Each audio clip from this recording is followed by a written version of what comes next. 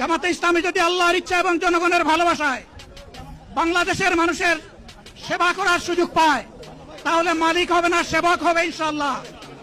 আজ আমি ঘোষণা দিচ্ছি, লক্ষ জনতাকে সাথে নিয়ে বাংলাদেশ জামাতে ইসলামী থেকে যারা আগামীতে সংসদ সদস্য হিসাবে নির্বাচিত হবেন, আরে আপনারা কথা বন্ধ করেন, আপনারা কথা বন্ধ করেন, সবাই বসে পড়েন, সবাই বসেন, বসেন, কেউ দাঁড়াবেন না, সবাই বসেন।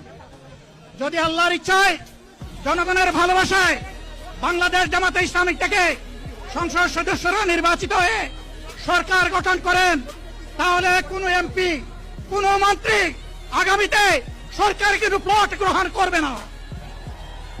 কোন এমপি এবং কোন মন্ত্রী ট্যাক্সবিহীন কোন গাড়ি চড়বে না।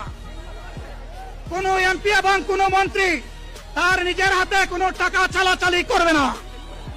কোন এমপি এবং কোন মন্ত্রী যদি তার নির্দিষ্ট কোনো কাজের জন্য বরাদ্দ পেয়ে থাকেন, কাজ শেষ হওয়ার সাথে সাথে বাংলাদেশের 18 কোটি মানুষের কাছে তারা তার প্রতিবেদন তুলে ধরতে বাধ্য হবে।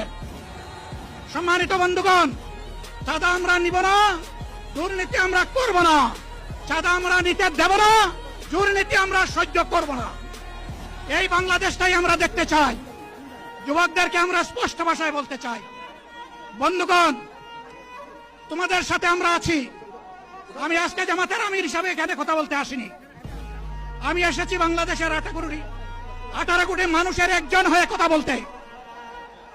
আমি শিশুদের বন্ধু, আমি যুবকদের ভাই, আমি বয়স্কদের সহযোদ্ধা, আমার বোনদের আমি ভাই।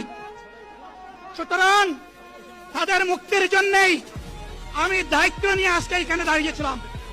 আল্লাহর ইচ্ছা শরীর আমাকে সাময়িকভাবে সহযোগিতা করে নাই, এটাও আল্লাহর ইচ্ছা যে এখন আল্লাহ আমাকে কথা বলার সুযোগ দিচ্ছেন। আমি বলতে চাই, বাংলাদেশের নির্দিষ্ট কোন শ্রেণীর মুক্তির জন্য আমাদের এই লড়াই নয়। রাস্তার একজন পরিচ্ছন্নতা কর্মী, চা বাগানের একজন শ্রমিক, রক্ত পানি করে ঘাম জড়ানো আমার একজন রিক্সা চালক ভাই, মাঠে ময়দানে বাংলাদেশের মানুষের মুখে যারা এক মুঠো ভাত তুলে দিতে চায়, আমার সেই কৃষক বন্ধুকে, আমি তাদের হয়ে আজকে এখানে কথা বলতে এসেছি। আমি কোন অভিজাত শ্রেণীর হয়ে এখানে কথা বলতে আসিনি।